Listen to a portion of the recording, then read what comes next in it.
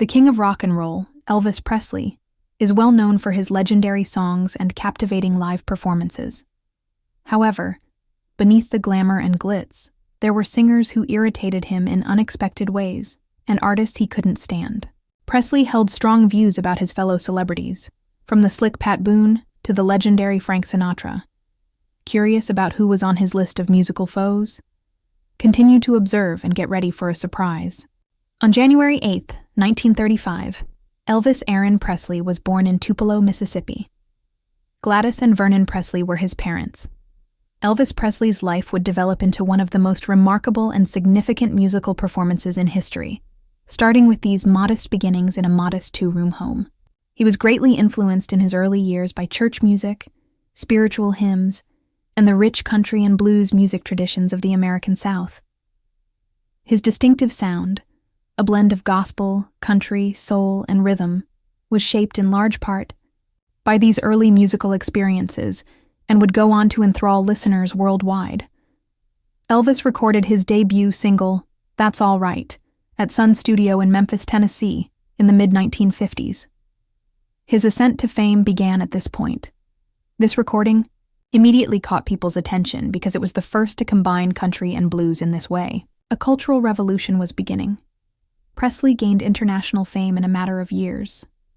Rock and roll became what it is today because of his energetic performances, captivating stage persona, and distinctive hip-swing techniques.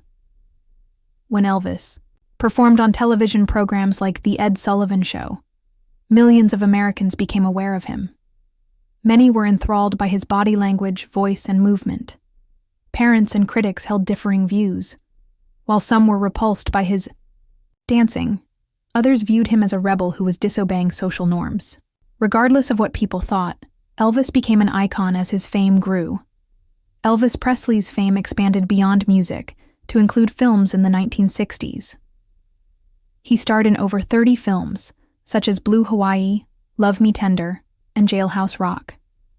His films helped him gain international fame and frequently showcased his singing abilities and charisma on screen. Elvis remained incredibly passionate about music and kept putting out hit singles and albums that appealed to fans of all ages, despite the fact that many of his films were produced for financial gain. He became even more significant in a constantly evolving music industry when his 1968 comeback special, a broadcast event featuring an honest and intimate performance, reminded everyone of his incredible vocals and captivating stage presence. Elvis's influence on music is unparalleled. He was the first performer to employ a sound that revolutionized popular music and influenced pop, rock, country, and soul musicians. Songs like Hound Dog, Suspicious Minds, and Can't Help Falling in Love, which will always be classics, showcase his incredible vocal range, emotional strength, and capacity to use music to communicate universal human experiences. By pushing the boundaries of popular culture and allowing more people to hear the rhythms of African American music, his artistry transcended racial and genre boundaries. Decades after his death, musicians still list Elvis as one of their greatest influences because of his enormous impact. This ensures that his creative spirit endures in innumerable performances and interpretations worldwide. On May 1, 1967, Elvis Presley wed Priscilla Beaulieu at the Aladdin Hotel in Las Vegas, Nevada. He was already a well-known singer and actor worldwide by that point, and his notoriety had altered popular culture. The wedding received extensive media coverage, and fans who had been following Elvis's quick ascent to fame since the 1950s were keenly interested. When Elvis was 14 years old and serving with the United States in Germany, she met him. Elvis was 32 years old, and Army was just 21 when they were married. The young woman from a more typical middle-class background and the famous celebrity, whose life was constantly being watched by millions of people, were two very different worlds that were brought together by their marriage. Beyond the glamour and apparent perfection of the marriage, it was actually fraught with issues, including the pressures of celebrity, the media's intense scrutiny, and the difficulty of maintaining a relationship in the frequently isolating realm of celebrity. These strains, coupled with personal disagreements and Elvis's demanding job, led to their divorce in January 1973 after nearly 6 years of marriage. This put an end to a marriage that was well known in the public eye but had issues behind the scenes. On February 1st, 1968, Lisa Marie Presley, the only child of Elvis and Priscilla, was born. She introduced Elvis to new things. After spending the majority of his adult life in the spotlight, Elvis felt a new sense of responsibility after her birth, which delighted both of her parents. Lisa Marie would be surrounded by the legacy of her well-known father's work as she grew up. She would become herself while simultaneously living under the shadow of one of the greatest musicians in history. Like her father, Lisa Marie eventually pursued a career in music. Despite releasing albums in her own style, she was constantly compared to Elvis. The Presley family's enduring impact on American pop culture is cemented by the way her journey as a singer, mother, and public figure is interwoven with the larger narrative of her father's musical and cultural influence. Following the breakup, Elvis's personal issues worsened, particularly his drug use. He became even more reliant on sedatives, stimulants, and medications after his marriage ended. His mental and physical health deteriorated as a result. The strain of continuing his career, the emotional toll of losing loved ones, and growing public expectations all contributed to his increased drug dependence. He struggled with addiction, which clouded his final years and affected his behavior, performances, and health. Elvis continued to perform and record despite all of these issues, demonstrating his strength and the significance of his music to him, despite his covert medication use. Elvis Presley is widely regarded as the king of rock and roll due to his innovative music, charismatic stage presence, and enduring cultural influence. Despite his fame, Elvis had personal distaste for other musicians. There were some singers of his era that he obviously didn't like, despite the fact that many people believe he liked the majority of them. You'll be surprised by what Elvis said about these 6 singers, who were reportedly disliked by him. 1. Pat Boone. Pat Boone and Elvis did not have an easy friendship. Many of the songs that were originally performed by African-American artists, including some that Elvis enjoyed, were copied by Boone. Elvis, however, reportedly believed that Boone had diluted the music and made it sound phony. "Boone is too clean and polished," he once remarked. "He sings well, but his performance lacks genuine emotion and soul." Boone's clean, smooth style didn't mesh well with Elvis's musical ideas, and he preferred performances that were full of unadulterated emotion and energy. This distaste was founded on artistic principles rather than on personal animosity. Elvis believed that music should be experienced by the entire body, not just the ears. The big bopper Elvis initially admired Sinatra, but as time passed, he grew irritated with the elder singer's disparaging remarks about rock and roll. Elvis was reportedly incensed when Sinatra referred to rock music as savage and uninspired. Sinatra reportedly remarked to Presley, "He acts like he invented singing. He has no idea how to establish genuine connections with people." Elvis was cautious of Sinatra despite their professional respect for one another because of the stark contrast between their musical tastes. Rebellious rock versus mainstream pop. 3. Jones, Tom. Additionally, Tom Jones's loud, forceful singing style did not sit well with Elvis. According to reports, Presley believed that Jones relied too much on vocal gymnastics rather than genuine emotion. According to legend, Elvis said, "Jones is loud and impressive, but there's no heart behind it. He's all show and no soul." Elvis believed that being genuine, honest, and able to connect with others were all important aspects of acting. Presley believed that a singer's voice was hollow if it lacked genuine emotion, regardless of how flawless they were technically. 4. Covering its cost. The fact that Elvis and Johnny Cash had issues may surprise a lot of people. Despite having backgrounds in religious and country music, the two celebrities had quite different personalities. Cash's songs and demeanor are said to have struck Elvis as being too somber and moody. According to reports, he said, "Cash is too serious. Life is not long. Music should move you, not weigh you down." Despite his admiration for Cash's talent, Presley didn't like how the singer's melancholy tone contrasted with his own cheerful and upbeat approach.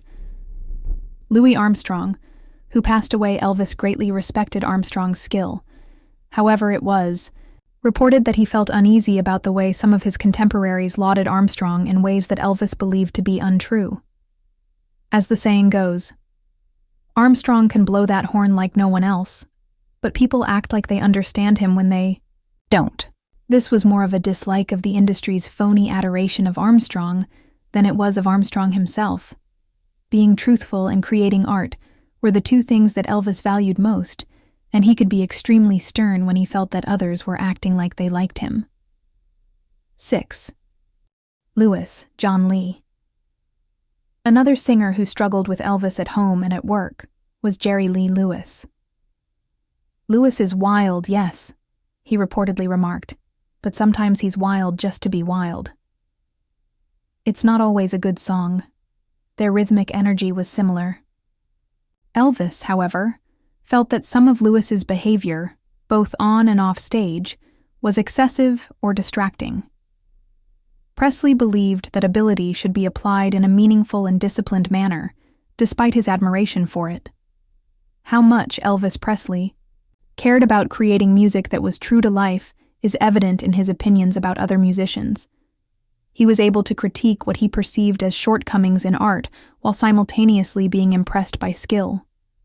Pat Boone, Frank Sinatra, Tom Jones, Johnny Cash, Louis Armstrong, and Jerry Lee Lewis are 6 singers who sing a wide variety of music. However, none of them quite match the King's ideal of intensely felt, honest, and emotional music. An autopsy was immediately conducted on the tragic day of Elvis Presley's passing in an attempt to determine the precise cause of his premature passing. During the autopsy, Memphis's medical examiner, Jerry Francisco, made a public statement that would later become highly contentious. He stated unequivocally that drugs had nothing to do with Presley's death, and that his death was immediately caused by heart arrest. Some believed at the time that he was trying to conceal the truth about his personal issues, or preserve Presley's reputation. However, additional research and analysis revealed that this initial claim did not align with the evidence gathered from the autopsy and laboratory findings. Peter Guralnick, a music expert and Presley biographer, later emphasized that Francisco was mistaken when he claimed that drugs were a major factor in Presley's demise. The pathologists conducting the autopsy believed that the codeine pills Elvis's doctor had given him might have caused him to experience anaphylactic shock. This demonstrated the complexity of the situation. Given that Presley was known to have a mild codeine allergy, this information was particularly concerning. This implied that, when paired with his general health, even his prescription medications could have been lethal. 2 months after the autopsy, the thorough lab results revealed a far more sinister picture. These reports claim that Presley's body contained a staggering array of drugs. According to one test, Elvis had 14 drugs in his system, 10 of which were found in high concentrations. The primary cause of his death was strongly suggested to be polypharmacy, or the concurrent use of multiple drugs. This demonstrates how harmful it is for prescription medications to interact with already fragile bodies. After reviewing all the evidence, renowned and esteemed forensic pathologist Cyril Wett concluded in 1979 that a combination of depressants, drugs that slow down the central nervous system, were responsible for Presley's death. Despite some disagreements, pathologist and forensic historian Michael Baden concurred with this viewpoint when he stated that Presley's passing was challenging. Bowden claimed that despite Elvis's long history of having a large heart, which increased his risk of heart issues, his long history of drug use significantly increased the likelihood of a fatal incident. In addition, he stated that the complexity and diversity of Presley's health issues were evident in the fact that diagnosing his condition was inherently challenging and called for some clinical judgment.